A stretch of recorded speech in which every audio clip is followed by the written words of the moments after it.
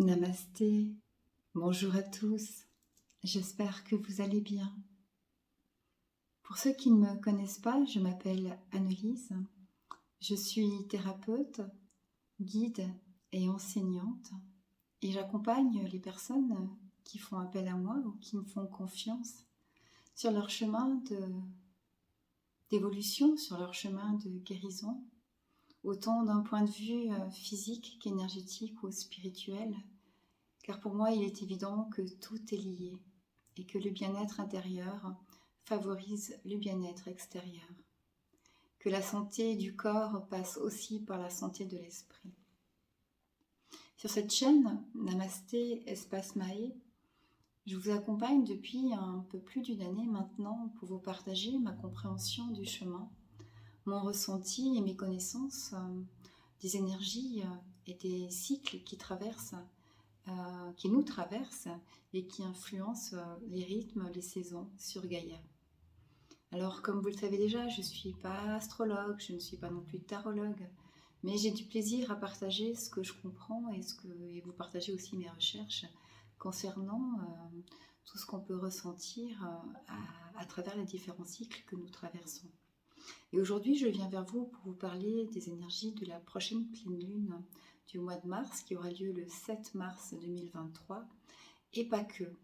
Parce que si vous avez entendu ma dernière capsule vidéo sur le tirage des cartes, la guidance pour les énergies du mois de mars 2023, donc vous aurez compris que c'est un mois qui est plutôt bousculant, en tout cas très fort en énergie, avec plusieurs conjonctions assez importantes qui viennent dans le ciel, dans notre ciel, et qui viennent nous apporter, je pense, des schémas d'expérience pour le moins parfois radicaux ou en tout cas importants. Mais comme vous le savez, en astrologie, on a tendance à parler des planètes, même quand on parle de la Lune et du Soleil, même si ce sont effectivement des astres et un satellite, et non point des planètes. Mais si jamais je vous parle de planètes en parlant de la Lune, vous comprendrez que c'est vraiment un terme qui est emprunté à l'astrologie. Et on sait que chaque planète ou astre se déplace à son propre rythme autour du Soleil.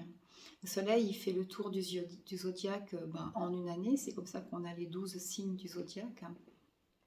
La Lune, elle traverse tous les signes du zodiaque à peu près en 28-29 jours. Et puis pour les planètes la plus rapide, comme celle qui est la plus proche du Soleil, comme Mercure, on sait qu'elle fait le tour du zodiaque en 88 jours, donc elle reste à peu près, elle influence à peu près 7-8 jours à peu près chaque signe.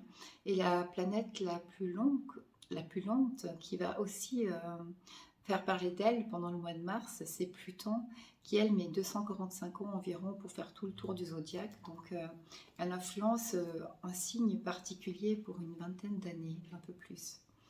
Donc on peut voir que le temps peut aussi varier avec les effets rétrogrades.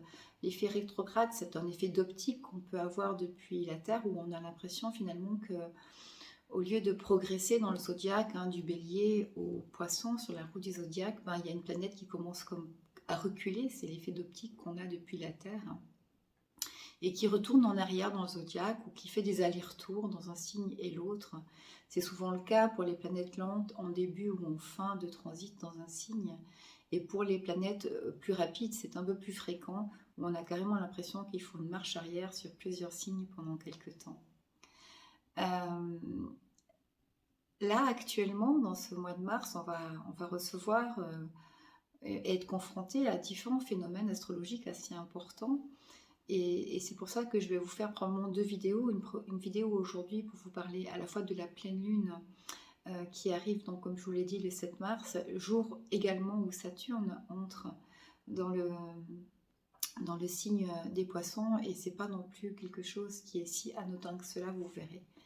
Et puis je vous ferai dans le courant du mois une deuxième vidéo pour vous parler à l'approche de l'équinoxe du printemps, de la nouvelle lune, de l'entrée de la nouvelle saison énergétique en bélier, le 21 mars la nouvelle lune, le 20 mars l'équinoxe, et l'arrivée de Pluton, cette longue course de Pluton dans le cycle qui change de signe et qui vient influencer les énergies du Verseau à partir du 23 mars. Mais tout ça, ce sera l'objet d'une deuxième vidéo. Pour l'instant, aujourd'hui, je vais surtout vous parler de la pleine lune en Vierge. Donc c'est une pleine lune qui est dans l'axe, nous sommes dans le signe actuellement des Poissons. La pleine lune, c'est toujours une opposition entre la lune et le soleil. Et cette pleine lune, donc, elle est dans l'axe Vierge, Poisson, donc c'est les signes qui sont à l'opposé sur la roue du zodiaque. Et elle vient peut-être un petit peu mettre ces signes sous tension, et puis en fonction de la position des astres dans le ciel, en fonction des différents angles qui sont plus ou moins bienveillants ou plus ou moins difficiles à vivre, elle peut aussi, cette pleine lune, finalement venir un petit peu bousculer des signes, en l'occurrence ceux qui sont en carré, ce sera les Sagittaires et les Gémeaux pour cette pleine lune. Donc les Vierges, les Poissons, les Sagittaires, les Gémeaux, ce sont les signes qui ont le plus de risque, entre guillemets, de ressentir un inconfort ou une tension lors de la pleine lune en Vierge du 7 mars. Et puis il faut savoir que c'est un transit qui passe très vite, puisque la pleine lune, elle influence 2 ou 3 jours un signe, et puis elle va passer à un autre signe. Donc c'est vrai que ça peut être intéressant de savoir, parce que si on ressent plus d'impatience, plus d'agacement, voire d'énervement dans cette période-là, si on a l'impression qu'il y a des vieilles choses qui remontent à la surface, ça peut peut-être s'expliquer. Et c'est toujours l'occasion, lors d'une pleine lune, de laisser justement remonter l'inconscient au conscient, et de permettre du nettoyage de ce qu'on veut plus, et de recommencer pour continuer plus léger finalement dans le cycle lunaire. Et puis, comme on a des planètes qui sont dans des axes qui sont moins porteurs, on a aussi des planètes qui profitent finalement de la pleine lune. C'est pas toujours négatif comme on peut penser. Et en l'occurrence, pour cette pleine lune en Vierge, on a 4 astres, 4 planètes, pardon, 4 signes du zodiaque qui sont portés finalement par cette vision un peu d'ensemble que donne l'aspect, cet axe Vierge-Poisson, qui vont donner plus de facilité à comprendre et à exprimer les ressentis. Et ce sera le cas finalement pour donc les angles porteurs. C'est toujours pour une pleine lune en signe d'eau, c'est les autres signes d'eau, donc en l'occurrence c'est le Cancer et le Poisson, et par un jeu d'angles aussi les Capricornes et les Taureaux, qui seront finalement plutôt boostés à une meilleure compréhension, à plus de facilité à exprimer le ressenti ou leurs émotions pendant ces quelques jours de pleine lune, autour, juste un peu avant et un peu après le 7 mars 2023. Et puis, c'est intéressant de voir, au point de vue astrologique, qu'il y a 4 autres planètes qui sont également, 4 planètes en tout, avec le Soleil qui donc est un astre, mais qui sont dans le signe du Poisson. Donc, on a le Soleil, bien sûr, c'est le chef d'orchestre, c'est celui qui vient donner toute la puissance aux attributs d'un signe, et qui va rester finalement comme on le connaît avec la roue du zodiaque, à peu près 30-31 jours dans un signe. Donc en l'occurrence, il vient vraiment donner toute la puissance aux énergies du Poisson. Et puis il y a une autre planète, il y a 3 autres planètes qui sont dans le signe des Poissons actuellement, dont la première qui est une planète rapide, puisqu'elle fait le tour du zodiaque en 88 jours, et il s'agit de Mercure. Donc elle va être à peu près quelque chose comme 7 à 8 jours par signe dans le signe. C'est pas très très long, entre 4 et 8 jours, on va dire, ça dépend des effets rétrogrades justement, dans un signe. Et c'est la planète, Mercure, la planète du mental. Alors, la planète de la communication, de l'interaction avec les autres. Et en fait, quand on est dans une conjoncture Mercure en signe du Poisson, on a une communication qui devient un petit peu moins pratique, un peu moins pragmatique, mais beaucoup plus intuitive. Comme on dit, c'est s'imprégner du discours au-delà des mots, peut-être juste avec des ressentis, avec l'intonation, avec les pauses, avec la gestuelle, tout ce qui vient enrober, embellir la communication simplement, et qui peut se comprendre d'une manière différente que purement cartésienne et précise. Et puis, sinon, il y a une autre planète qui est aussi en signe des Poissons, mais qui elle est très très lente. Il s'agit de la planète Neptune, qui est la planète du signe des Poissons. signe d'eau. Et elle met 164 ans pour faire tout le tour du zodiaque. Donc il y a bien des chances pour qu'on ne la voie jamais arriver dans notre signe, suivant où on se positionne dans notre ciel de naissance. Donc elle reste à peu près 13 à 14 ans dans un signe. Et là, elle est dans le signe du Scorpion depuis février, à peu près février 2012. Et elle va y rester encore jusqu'en mars 2025. Tout en sachant qu'avec le phénomène rétrograde, elle a déjà fait une incursion en Poisson dans le courant du mois de l'année 2011, hein, à peu près entre avril et août, et elle va rester encore un petit peu plus longtemps que 2025 dans les signes du Poisson, parce qu'elle va y revenir sur fin 2025 jusqu'en janvier 2026.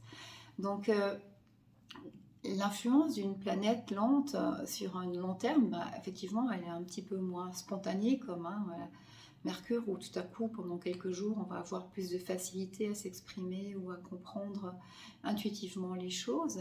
Ben, avec une planète longue, lente comme Mercure, qui met vraiment du temps à s'installer, bien sûr que l'influence, elle est beaucoup plus profonde. Et l'action que va avoir Neptune sur l'énergie et la nature des poissons, c'est de permettre de faire progressivement de plus en plus confiance en son intuition, euh, et peut-être même plus qu'à la raison finalement. Il est évident que c'est en comprenant mieux les choses, mais aussi en nous comprenant mieux nous-mêmes, qu'on a le plus de chances d'évoluer, de changer, qu'une société dans l'ensemble a plus de chances d'évoluer.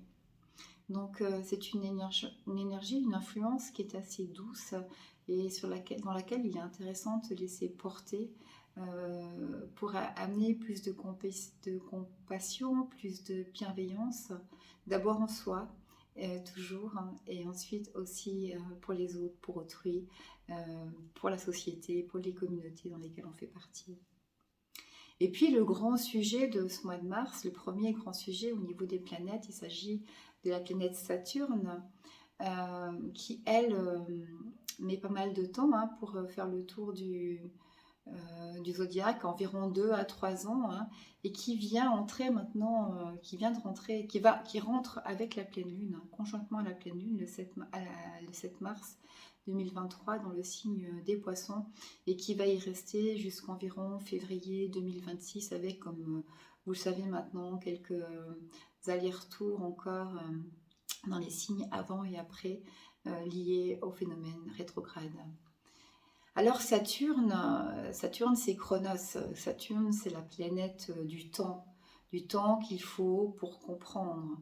C'est une planète qui vient nous parler de mûrissement, du temps est venu pour grandir. C'est la planète du temps, de l'expérience, qui vient nous inviter à prendre du recul, hein, et puis finalement nous ramener à quelque chose de plus essentiel, de laisser un peu nos idéaux pour nous ramener à l'essentiel. Alors on pourrait imaginer qu'une planète un peu pesante, un peu sérieuse, avec pleine de rigueur, comme l'est Saturne, elle soit pas très très compatible avec une énergie plus intuitive, pleine de fantasmes et d'imagination, comme l'est l'énergie des Poissons. Saturne, elle est réaliste, hein, elle vient amener des limites, elle vient amener de la discipline, de l'endurance, de la patience. Et les Poissons, eux, ils viennent plutôt amener de la transcendance, ils viennent nous inviter au rêve, au fantasme, à développer notre imagination. Les Poissons, c'est les eaux intérieures, hein, c'est les sentiments parfois un petit peu vagues, voire plus diffus. Donc la question de se poser, c'est comment c'est possible finalement d'être compatible, comment Saturne, la planète Saturne peut se sentir épanouie et heureuse dans le signe des Poissons pour ces 2-3 ans à venir. Et puis on se rend compte qu'elles ont finalement un point commun, ces deux énergies, c'est que le Poisson, c'est le dernier signe du zodiaque, hein, c'est le signe final, et qui vient toujours amener finalement à la fin d'un cycle, hein, un cycle annuel cette fois-ci, puisque le zodiaque recommence, la roue du zodiaque recommence le 20 mars cette année avec l'équinoxe de printemps et le signe du bélier, sa renaissance pour un nouveau cycle, mais il est quand même évident que le signe du poisson, c'est le dernier cycle du zodiaque, donc il amène la fin d'un cycle, tout comme Saturne qui correspond aux fins de cycle et un peu au cycle de la mort, puisque c'est le signe de l'hiver qui va demander d'aller chercher beaucoup de sérieux, d'introspection pour pouvoir recommencer quelque chose de nouveau. Avec Saturne, on est invité à l'élagage. Ça rigole pas, hein, les énergies de Saturne, c'est pas très rigolo, c'est pas très fun. C'est vraiment, comme je vous l'ai dit, la planète du froid, de la rigueur, des limites, du non rationnel, de tout ce qui est un peu économie d'énergie, assez rationnel aussi, qui invite au nettoyage, à l'élagage. Mais en même temps, elle va nous inviter dans ce signe du poisson à revenir à une certaine réalité finalement, à réévaluer quelles sont les notions de progrès qu'on a mises en avant dans notre société. Quand une planète lente arrive dans un signe, il y a toujours un effet un petit peu de confusion au départ, où on se sent comme un petit peu, je dirais, bousculé. Et là, en l'occurrence, on a ces opposés. Poisson, signe de la spiritualité, s'il en est, et Saturne, c'est une planète de la matière, de l'incarnation vraiment de la matière. Donc on va avoir un petit peu des réminiscences des lois du karma, de récolter ce qu'on a semé, et puis d'apprendre peut-être à rentrer un peu en introspection, de faire un travail plus à l'intérieur au lieu de fuir la réalité. Alors, même si c'est pas très fun, c'est vrai que les énergies de saturniennes, elles vont venir nous inviter quand même à dissoudre des schémas, à laisser de côté des habitudes parfois inconscientes, mais qui sont négatives pour nous, pour notre développement, et acquérir une plus grande acceptation de soi, une plénitude, une sérénité intérieure aussi plus profonde. L'objectif de cette conjonction Poisson et Saturne, ça va vraiment être l'idée de ramener les poissons sur Terre pour permettre finalement d'ancrer tous ces idéaux des poissons, toutes ces envies, ces fantasmes parfois un peu irréels, de les ramener sur Terre pour pouvoir finalement concrétiser des idées dans la matière, dans une créativité qui amène plus de structure. Parce que contrairement au signe du poisson qui amène souvent des énergies très fluides, Saturne c'est tout le contraire du fluide, quoi. C'est plutôt ce qui va empêcher, ce qui va bloquer. Et ça va nous demander, malgré tout, même si on est au point mort, même si on se sent complètement bloqué dans nos désirs de réalisation, de rester confiant et de développer de la persévérance. Saturne, il vient nous inviter à développer je dirais un peu travailler dur pour réussir, hein. C'est vraiment être persévérant. C'est oser imaginer sur de long terme tout en prenant toute l'énergie qu'il faut pour mettre en place les projets dans la matière. Et puis avec tout ce qui vient finalement nous contrecarrer, nous contrarier, en prenant avec, sans jamais fuir finalement ce qui arrive. Et puis, il va tester un peu nos frontières, toutes les limites qu'on met en place entre la réalité et l'imaginaire, entre ce qui peut être créé dans la matière et juste le monde du fantasme ou le monde onirique. Ça va aussi nous inviter à prendre soin de soi, en mettant aussi des limites avec l'extérieur, avec les autres parfois, pour pouvoir avoir une compassion saine d'abord pour soi, et non pas se devenir un peu des martyrs des autres en étant parfois dans ce côté altruiste que peut avoir le scorpion un petit peu à l'extrême. Et puis, il faut quand même s'attendre à ce que ça puisse être par moments inconfortable. Ça peut nous faire remonter des doutes ou des peurs, des pertes de confiance. Ça peut même engendrer un climat un peu anxiogène, hein, que ce soit intérieur ou extérieur. Mais rappelons-nous finalement que c'est surtout une bénédiction, parce que derrière chaque épreuve ou chaque expérience de la vie, qu'elle soit visible ou pas, il y a toujours une bénédiction déguisée.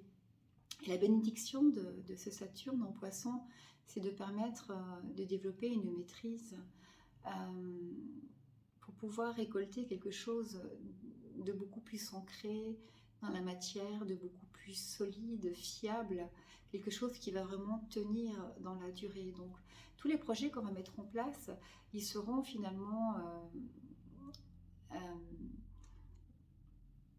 dictés par notre imagination, nos rêves, nos envies, baignés dans les énergies du poisson. Et puis, ils vont être confrontés à l'exigence, à la rigueur de Saturne pour pouvoir les faire, les réaliser et les ancrer dans la matière. On se rappelle que le dernier transit de Saturne, c'était dans le signe du Verseau au mois de mars 2020, donc je pense que tout le monde se souvient de ce mois-ci. La planète Verseau, la planète de la liberté, la planète de l'humanitaire, la planète rebelle, un peu excentrique dans ses énergies, qui aime remettre tout en question. Et ben, c'est clair que l'entrée de Saturne correspond au début du Covid et à l'obligation de confinement, de se mettre à l'intérieur, de ne pas partir dans tous les sens, mais d'aller chercher d'abord à l'intérieur peut-être notre grain de folie intérieure aussi. C'est possible parce qu'il amène une certaine introspection. Donc ce transit qui vient nous amener des règles, des frontières, peut-être pour apparaître par moments un peu enfermant, mais c'est vraiment le bon moment pour aller développer encore plus de confiance, pour créer dans une matière sécure, dans un aspect euh, efficace sur le long terme, les plus beaux de nos projets. Donc je vous souhaite une magnifique pleine lune. Si vous souhaitez faire un rituel de pleine lune, donc dans l'axe Poisson Vierge, donc la pleine lune c'est un signe, elle est influencée par le signe de la Vierge qui est un signe de terre. Donc vous pouvez ce mois-ci travailler avec les cristaux. Ce qui me vient là, c'est des pierres, des cristaux cassés. Je ne sais pas si vous avez chez vous éventuellement des pierres ou des cristaux qui ont été fissurés ou cassés, puis qu'on aime des fois pas jeter parce qu'on s'attache à nos pierres. Ça serait l'occasion d'y mettre, de les charger de tout ce qu'on veut lâcher, de toutes les résistances qu'on pourrait mettre face au changement, et de les rendre à la nature, de les rendre à la terre justement. Possible aussi d'aller se promener dans la forêt, d'aller déposer nos charges et nos fardeaux dont on veut se délester auprès des arbres, dans la nature. Tout ce qui est comme rituel lié à la terre. Vous pouvez aussi aller jouer du tambour par exemple dans la forêt, dans la nature.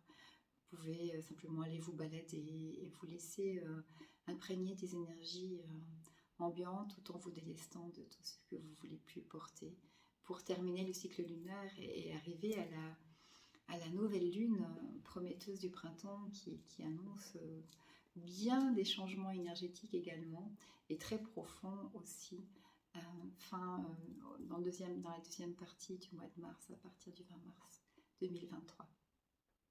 Je vous remercie de m'avoir écouté. Je vous envoie tout mon amour, mes plus belles énergies pour ce passage de pleine lune et d'entrée du transit de Saturne en Poisson.